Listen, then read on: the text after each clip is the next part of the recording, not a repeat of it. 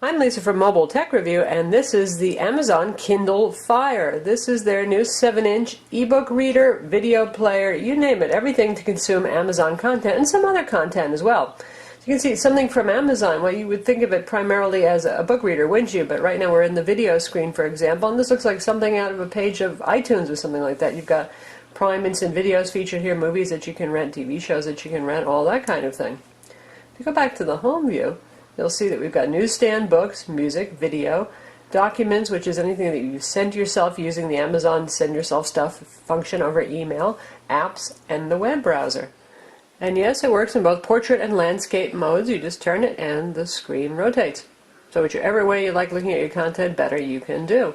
Probably not going to want to read books this way, but certainly perfect for movies and for web browsing as well.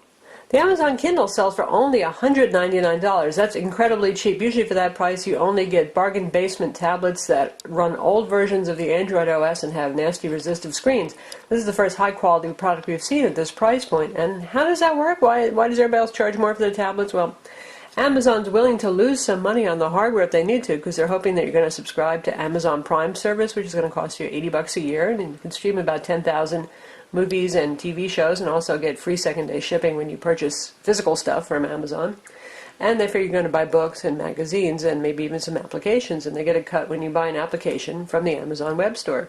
So that's how they do it. It's a new kind of subsidized process, basically. Sort of like carriers, when you agree to sign a 2-year agreement, they know they're going to make money off you for wireless service, in this case, and Amazon assumes that you're going to be buying their content. Since the device does focus on content provided by Amazon, and Amazon is pretty uniquely positioned to do that, even more so than Apple was when Apple started coming out with iOS products, because they've obviously got largest online bookstore.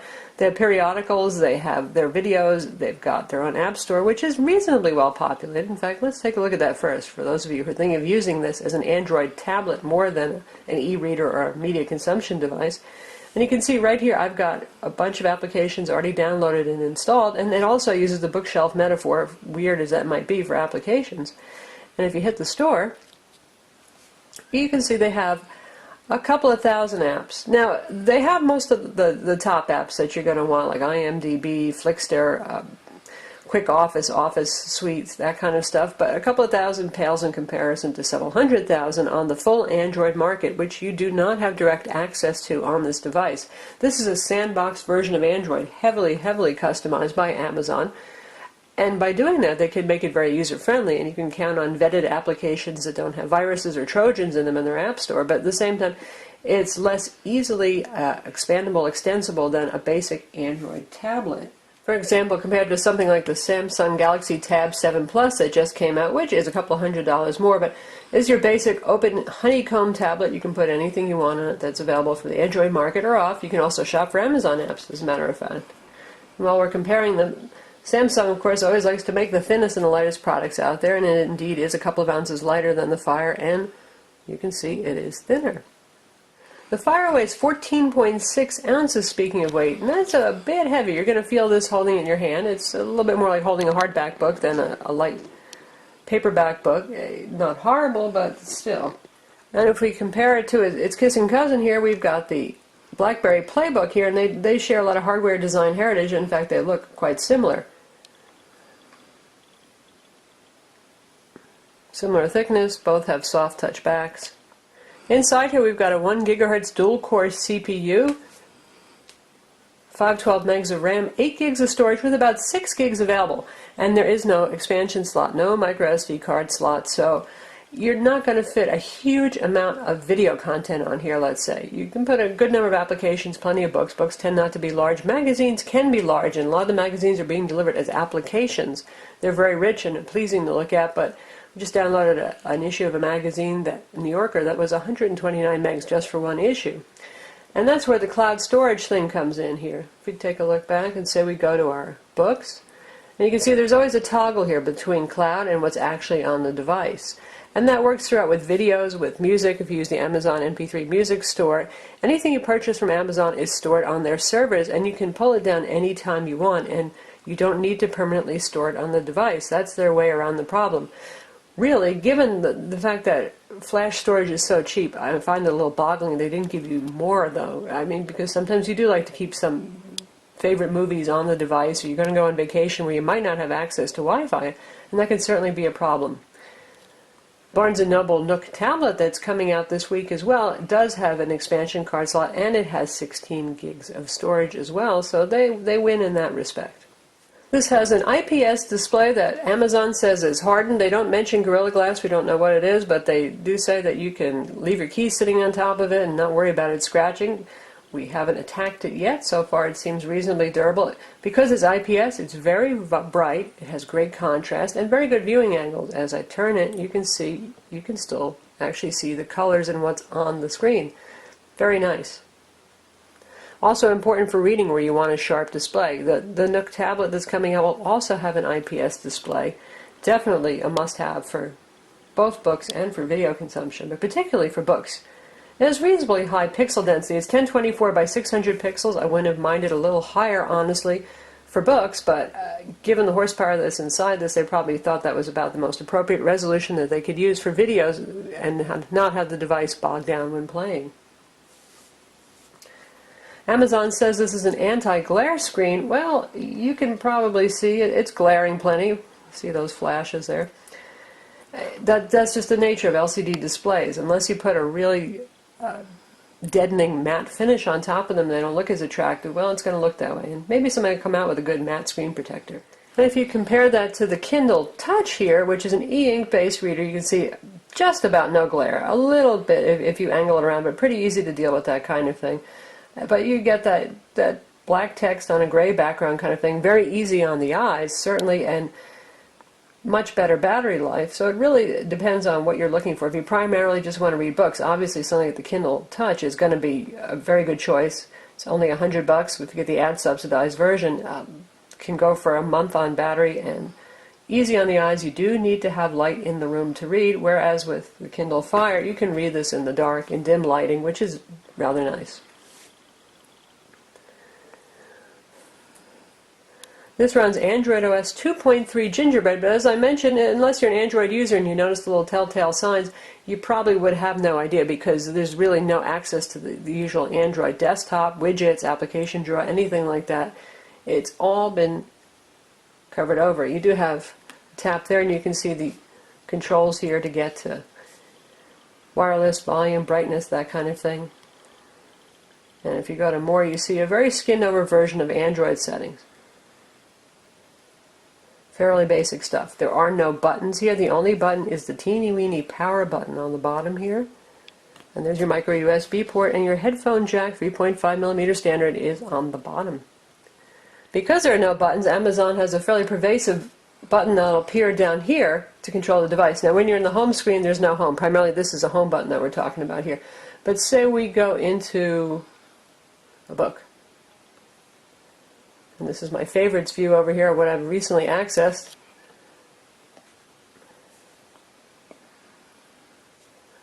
So here we are in our book, and you can see this book happens to have a lot of kind of lovely clippings and graphics, and it looks great in here. But if we want to get to our menus, we tap up near the top here, and then you've got the home button, and in this case we have controls for the font. And we've got many different font sizes. 3 different line spacings to choose from, margins, you can have it your usual black and white, sepia or reverse mode for night reading, and you actually get choice of typefaces, which is kind of new concept for Amazon to actually give you a couple of choices. So you've got several serif and several sans serif fonts to choose from. We hit the home button, you get out of that.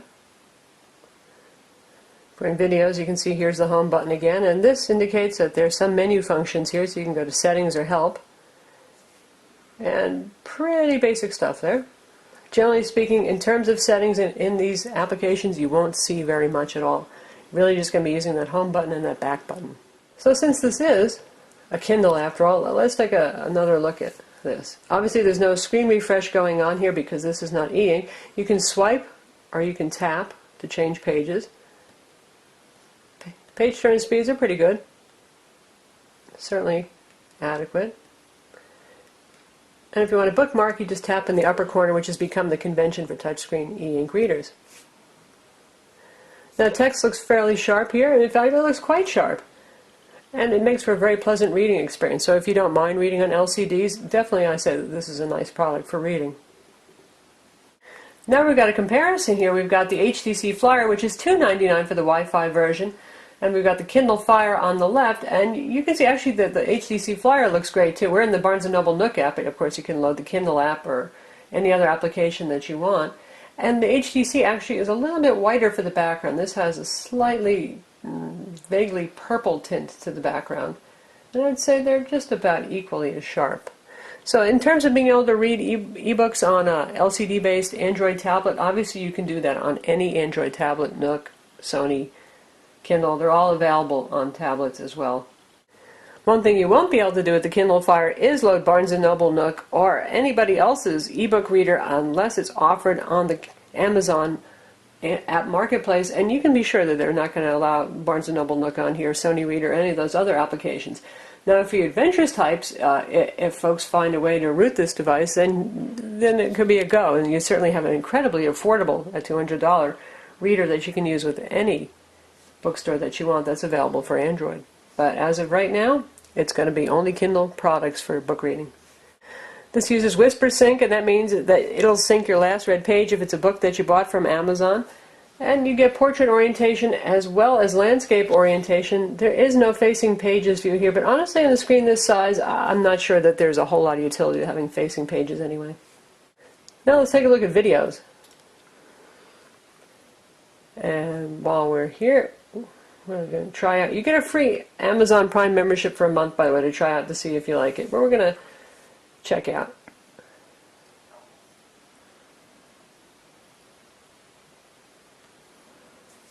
an episode of Lost. And obviously this is over Wi-Fi. This is a Wi-Fi only product. There is no 3G or 4G version of the Kindle Fire.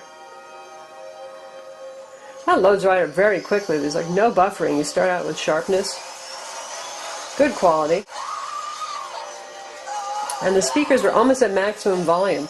Because there is no hardware volume control, you're going to be using on-screen control to set your volume. That's really good quality. That's very nice.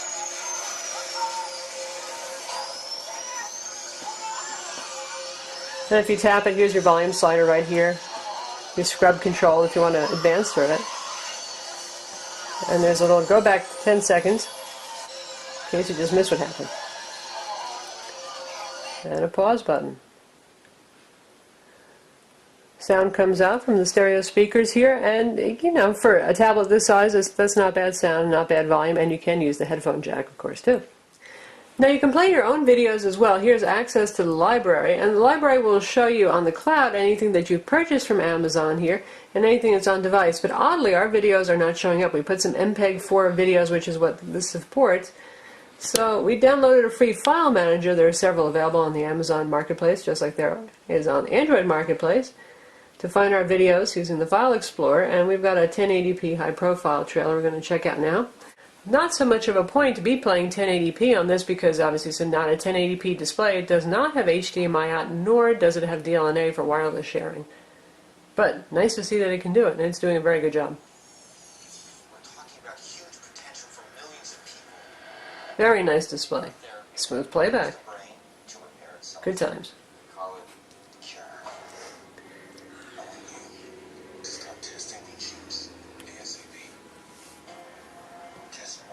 So there is video playback of your own locally stored MPEG-4 content. Same format that we used to rip for iDevices and for Android phones works just fine. And in this case, if you want to get the home button back, you tap the little arrow here to get to the home button. A little weird. It'd be nice if there actually was a physical home button, but not the end of the world. You get used to it. Now for music, same dealio. If you've purchased anything from Amazon, it'll show up on your cloud here. You can go to the music store. Attractive presentation. Everybody's probably pretty familiar with the Amazon MP3 store, so that works as you would expect. And then if we take a look at what I put on the device, that did show up. And sometimes it manages to find album art as well. We put M4A and MP3 files on here. And that's what the interface looks like. Get nice big album art over here.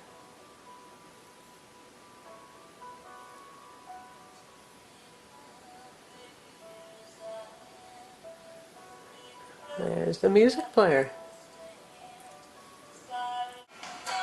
Obviously you're going to want to use headphones, most likely.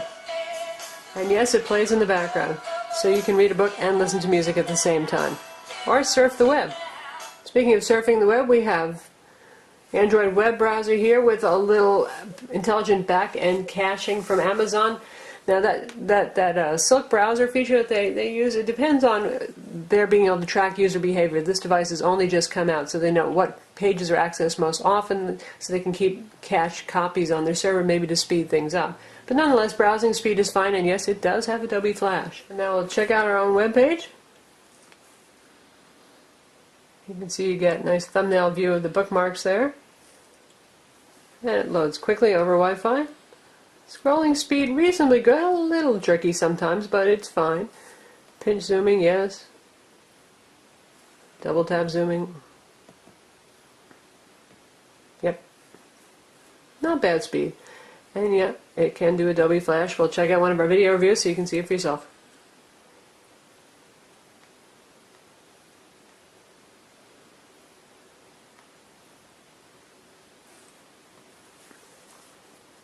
The controls are reasonably responsive in Adobe Flash Player, something that's often a problem with Android products. Actually, with all products that support Flash. See, I was able to pop out pretty easily to full screen. Verizon Wireless. This phone is going to be available November 14th, 2011 for the usual $299 with a contract, and it's one of 3 top Verizon. Overall, decent frame rates. I mean, over Wi-Fi it should be with the dual-core CPU. Razr by Motorola and the upcoming Samsung Galaxy. So yes, it is a web browser too. And for email, you do get an email application. Funny, you don't get that Gmail application, but you do get the standard email application over here that works for web-based email and IMAP. It should work for POP3 as well, and it just walks you through setting up your account. Not too hard to do. So email, web browsing, Amazon books, Amazon videos, your own side-loaded videos and books as well. But they have to be in Mobi format, by the way, those books. This still does not support EPUB. We're talking the Amazon format and Mobi format.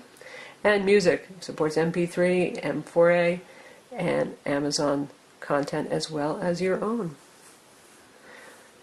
You also get some other cool stuff. You can stream Pandora Radio. This works with Hulu Plus. It's supposed to work with Netflix, but Netflix is not yet available for download. The device just came out today. I'm sure it will appear because Amazon and Netflix have both said it will be here. So it's nice to see a little bit of competition with services. You're not locked totally into Amazon's Prime Video store or the rental store. You can use Netflix, you can use Hulu Plus. Who knows what might come up in the future. For comics, we got a preloaded shortcut to Comics by Comixology here. And there is some Amazon format comics also in Mobi format or Amazon extension format. So just downloaded comics. And you can purchase comics to read inside of this application. Again, a very attractive graphical presentation. How about applications and games? We're going to check out the store for those of you who haven't ever looked at the Amazon App Store to see what's available. And again, these are the ones that I have installed, or some suggested ones that they have for all set up for download, and things that are already in my Amazon account too, indicated with a little download arrow in case I want to download them. And there's no folder organization here. It's just this list of applications, and you can't press and hold and drag them. You can press and hold, add it to favorites, put it on your favorite screen, and you can remove it from device. So, organization freaks, you won't be too thrilled. Anyway, let's take a look at the store. Again, a fairly graphical presentation here, and we've got things like Angry Birds featured, Plants vs. Zombies, and we'll take a look at some games. So here we are in the games, and we'll take a look at what the top games are. By the way, Amazon gives away a free application just about every day, so you'll often find something good for free. So we got a lot of the popular ones here: Cut the Rope, Angry Birds, Fruit Ninja, Secrets of Grizzly Manor, Bejeweled 2. We've got some EA games on board for launch. Battleheart, some kids games as well. Xenonia 2. So a lot of the top games are actually here for those of you who like to game. How about for your non-gamers? In terms of other applications, we've got news and weather, utilities, social networking. You got your Facebook on here, for example, your Twitter clients. For productivity, we have things like Quick Office that are available. Evernote, very popular online note syncing tool. Calculators, unit converters. So there's plenty enough here to keep you busy in terms of applications and some games too. So that's the Amazon Kindle Fire. It's available now for $1.99. You don't have to order from Amazon if you want to go see it in the store first. You can. It's at Best Buy, it's at Staples. It's going to be pretty much everywhere. And it seems like they've shipped a lot out to stores, so there's a good chance that you'll actually be able to pick one up and certainly to see it in person. Battery life on this, Amazon says that the battery life should be about 7.5 hours for video playback, 8 hours for reading if you turn off Wi-Fi. Obviously it doesn't compete with e-ink readers, but this is an LCD-based tablet. Battery sealed inside.